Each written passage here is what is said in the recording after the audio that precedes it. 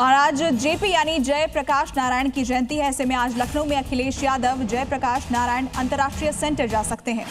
JP को नमन करने के लिए वो जा रहे हैं, लेकिन अखिलेश यादव को रोकने के लिए प्रशासन ने पहले ही पूरी तैयारी कर ली है। सेंटर के बाहर भारी संख्या में पुलिस बल की तैनाती कर दी गई है, बैरिकेड्स लगा दिए गए हैं, रास्ते को पूरी तरह से ब्लॉक कर दिया गया है।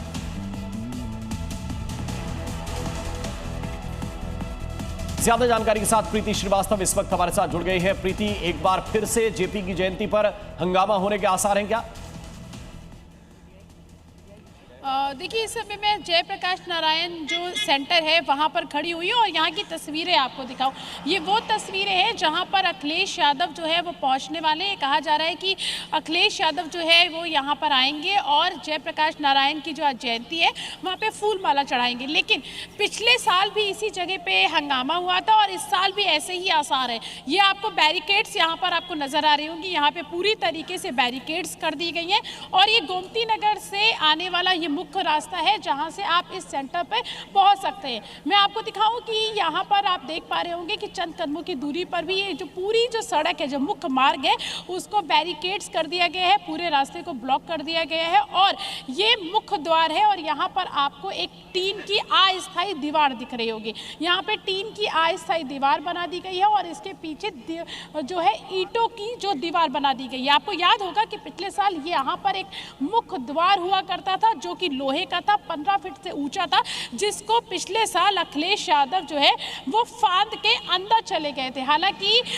पिछले साल भी प्रशासन की तरफ से इजाज़त नहीं थी, सुरक्षा कारणों के चलते इजाज़त नहीं दी गई थी। उसमें लिखा गया था कि अखिलेश यादव जो है अगर अंदर जाएंगे तो उनकी सुरक्षा जो है वो खतरे में आ सकती है, क्योंकि अंदर जो है ये बहुत समय से जो इंस्टीट्यूट है बंद है, बहुत बड़े बड़े इसमें झाड़ झंकार हो गए हैं। इस वजह से अखिलेश यादव का अंदर जाना सेफ नहीं है और इसी के चलते पिछले साल प्रशासन ने इजाजत नहीं दी थी, लेकिन अखिलेश यादव इस पूरे गेट को फांद के अंदर चले गए थे। इसी के वजह से इस बार जो है वो प्रशासन ने भारी जो वो है यहाँ पर तैयारियां पूरी कर ली है और इस बार उम्मीद है कि बिल्कुल भी अंदर जो है जाने नहीं दिया जाएगा। एक बार मैं आपको यहाँ पर दिखा दूं कि किस तरीके से पुलिस फोर्स जो है वो यहाँ पर लगाई गई है। आप देख पा रहे होंगे भारी संख्या में यहाँ पर जो पुलिस फोर्स है वो लगाई गई है। मुख्य द्वार को दोनों तरफ से, अगर आप इस साइड से आते हैं, गोमती नगर साइड से आते हैं तो बैरिकेड्स है, और अगर आप अपोजिट साइड से आते हैं, अगर आप दूसरी साइड से आते हैं तो वहां पर भी आपको बैरिकेड्स जो है वो आपको नजर आ जाएंगे। ये मुख्य द्वार है और साथ ही बाहरी संख्या में जो पुलिस बल है, कई थानों की जो पुलिस फोर्स है वो यहाँ पर फिलहाल तमाम जानकारी के लिए बहुत शुक्रिया आपका। अखिलेश यादव को रोकने के लिए हर मुकम्मल तैयारी। और आइए अब देखते हैं देश की 5 बड़ी खबरें। पीएम मोदी आज किसानों के लिए 42,000 करोड़ रुपए से ज्यादा की बड़ी सौगात देने जा रहे हैं। इस मौके पर वो प्रधानमंत्री धन धान्य कृषि योजना और दलहन पर आत्मनिर्भर योजना का शुभारंभ करेंगे। इन योजनाओं के तहत देश के किसानों को बेहतर आर्थिक मदद, उन्नत बीज और उत्पादन संबंधी सहयोग मिलेगा। जेपी जयंती पर जयप्रकाश नारायण इंटरनेशनल सेंटर के बाहर सुरक्षा कड़ी कर दी गई है। पुलिस ने सेंटर के बाहर बैरिकेडिंग लगा दी है और एंट्री रोकने की तैयारी की जा रही है। इस बीच समाजवादी पार्टी अध्यक्ष अखिलेश यादव ने उनका फेसबुक अकाउंट सस्पेंड किए जाने का आरोप लगाया। राजनीतिक इलाकों में इसे लेकर तनाव और विवाद की आशंका जताई जा रही है।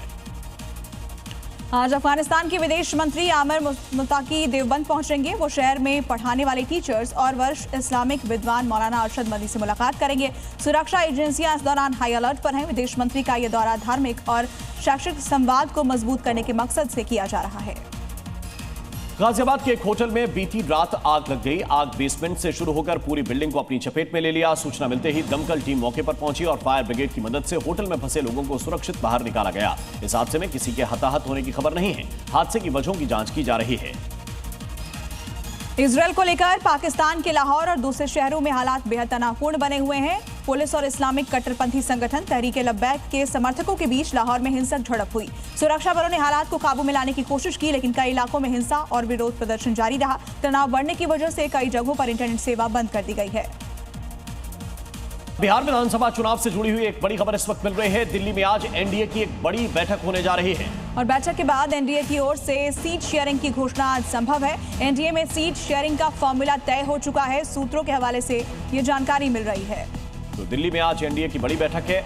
सूत्र बता रहे हैं कि सीट शेयरिंग का फॉर्मूला तय हो गया है और आज मुमकिन है कि सीट बंटवारे की घोषणा कर दी जाए।